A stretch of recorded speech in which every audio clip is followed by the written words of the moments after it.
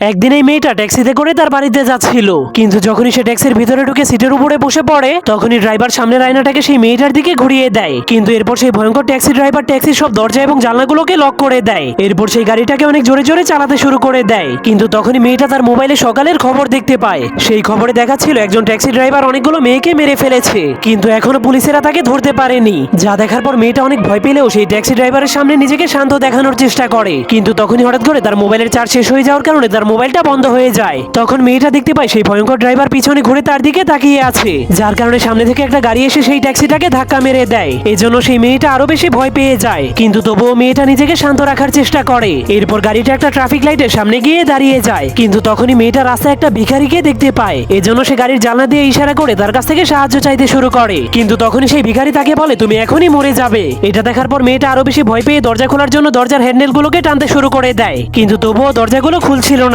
এজন্য মেয়েটা নিজের জীবন বাঁচানোর জন্য ছাতা দিয়ে সেই ড্রাইভারের মাথায় মারতে শুরু করে দেয়, যার কারণে সেই গাড়িটা অ্যাক্সিডেন্ট হয়ে যাওয়ার কারণে ড্রাইভার মরে যায়। কিন্তু মেয়েটা নিজের জীবন বাঁচিয়ে গাড়ি থেকে বের হয়ে যায়। এরপর মেয়েটা টিভির খবরে দেখতে পায় আরেকজন ট্যাক্সি ড্রাইভারকে ছাতা দিয়ে পিটিয়ে মেরে ফেলা হয়েছে।